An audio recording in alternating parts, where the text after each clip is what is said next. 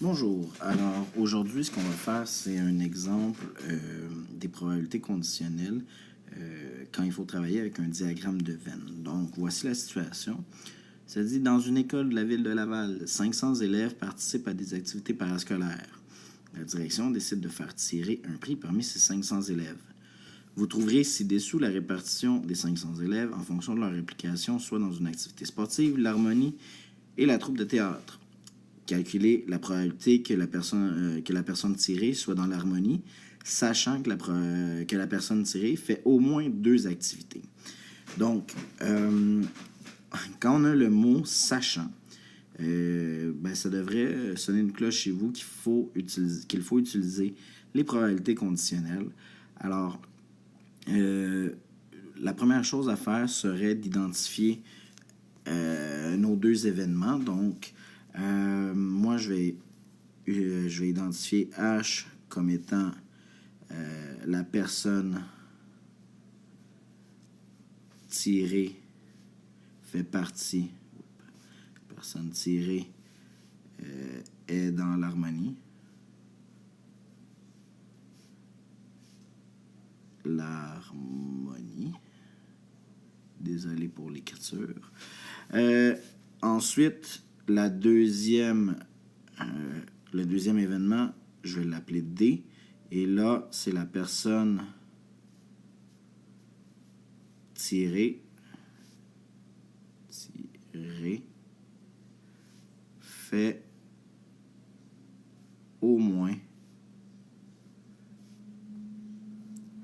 2 activités. Donc, voici nos 2 événements. Donc, là, on va pouvoir dire calculer la probabilité de H sachant D.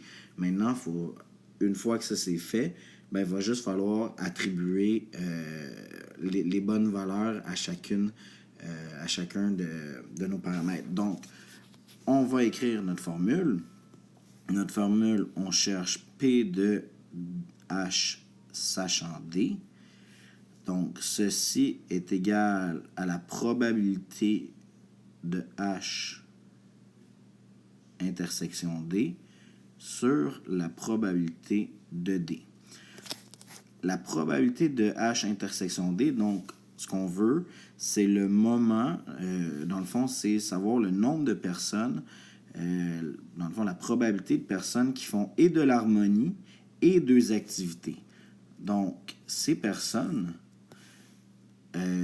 qui font de l'harmonie et 2 activités, eh bien, il y en a 35.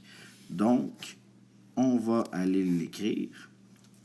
Maintenant, ceci va être égal, je vais changer de couleur, c'est égal aux 35 personnes sur nos 500 qu'on divise par la probabilité qu'une personne fasse au moins 2 activités. Bon, mais si on va voir plus en haut, il y a en tout, on va le mettre en rouge, et en tout, il y a 100 personnes qui font 2 activités. Donc, on revient ici, 100 sur nos 500. Et ça, on peut le réécrire d'une différente manière. Pour ceux qui auraient de la difficulté à diviser une fraction par une fraction, c'est 35 5 centièmes qu'on divise par 100 5 centièmes. Et là, ceci va être égal, quand on divise par une fraction, c'est l'équivalent de multiplier par l'inverse. Donc, 35 5 centièmes fois 500 centièmes. Et là, les 500 s'annulent, ce qui me donne 35 sur 100. Et là, on pourrait réduire à 7/20 ou le laisser en pourcentage, il n'y a aucun problème.